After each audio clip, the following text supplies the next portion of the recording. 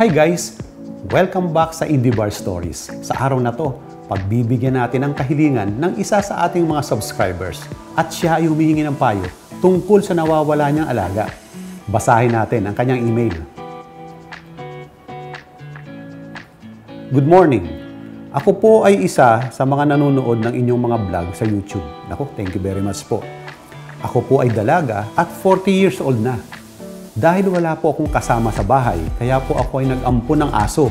Isang poodle na babae, pero nasalisihan siya at nagkaanak ng itim na Shih Tzu. Sobrang cute po nito, kaya lang napakaharot.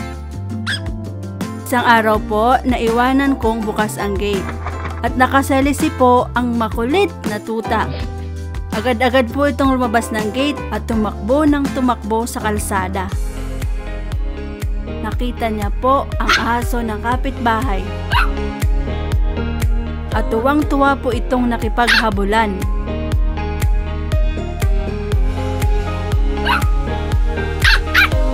Alam niyo po, bihira siya makalabas ng bakuran. Kaya po kung saan-saan nakarating. Ang akala ko po, babalik siya agad. Pero po, nag-worry ako. Dahil ilang oras nang nakalipas, di pa siya bumabalik. Pati nga po ang nanay niya, inanap rin siya sa labas. Pero hindi siya nakita.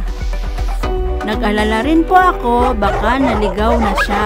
Hinanap ko po siya sa buong subdivision. Pero ang sabi ng isang bata na nakakita ay muntik na siyang masagasaan. At tinangay pa po ito ng driver.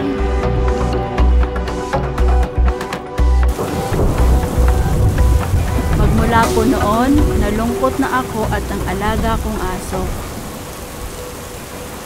Ilang araw na rin kasi po ang nagdaan, di pa siya bumabalik. Ano po kaya ang dapat kong gawin? Mamaya, bibigyan natin ng payo ang subscriber natin after na mapakita ko sa inyo ang isa kong bote na may pangalan ng aso. At ito, ang Copper Dog Whiskey. Itanong natin kay Google, bakit ba Copper Dog Whiskey ang pangalan nito? The name Copper Dog comes from an old device made from copper tubing with a penny soldered to one end and cork in the other, which was used by distillery workers to smuggle whiskey home. At meron din siyang napanalo ng mga award. Nanalo ito ng silver in the 2022 Bartender Spirit Awards, gold in the 2022 International Spirit Challenge, at double gold lang naman in the 2022 New York International Spirit Competition. Aba, sa dami ng award na nakuha nito noong 2022, malamang nga, masarap ito. Tingnan mo naman ang bote. Napakasimple lang, walang kaarte-arte. Sa dinami-dami ng mga nakasulat dito, mas mabuti siguro, buksan natin yung bote at malaman natin kung ano ang amoy at lasa ng alak na ito. Swabing-swabing tunog ah.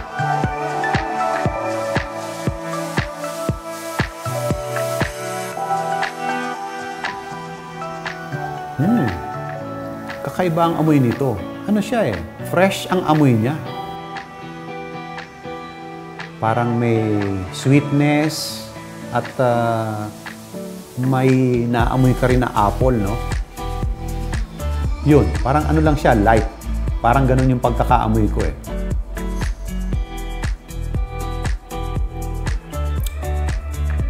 Light din ang lasa nito. At saka, medyo matamis siya. Hindi siya yung umahagod sa lalamunan mo. Siguro, kaya nanalo ito ng mga awards noong 2022 ay dahil nga sa kakaibang lasa nito. Winner talaga. At ito naman po ang pinayo natin doon sa ating subscriber na nawawala yung kanyang tuta. Sinabi natin na i-report sa barangay at mag-print ng mga picture at idikit sa poste. Pwede rin po siyang magbigay ng pabuya para naman po maingganyo yung nakakuha na isauli sa kanya yung tuta. At pagkaraan nga po na 1 linggo, ay sumagot po ang ating subscriber. Basahin po natin ang kanyang email. Maraming salamat po sa inyong payo. May nakakita po sa larawan ng aking tuta na nakakabit sa poste.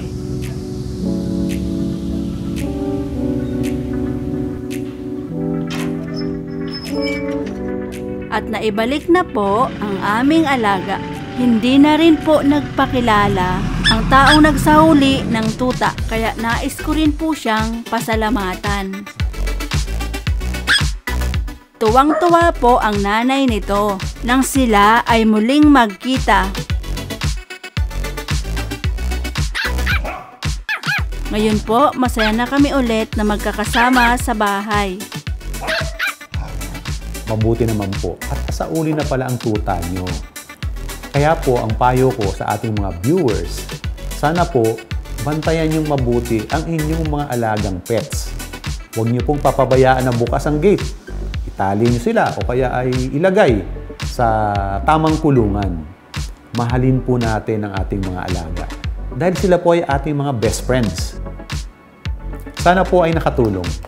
At para naman po doon sa mga gustong humingi ng payo, ipadala lang po ang inyong mga request sa email ng Indie Bar Stories at sasagutin po namin lahat yan sa abot ng aming makakaya. Maraming salamat po at abangan nyo po muli ang mga bagong episodes namin. Dito lang po yan sa Indie Bar Stories. Cheers!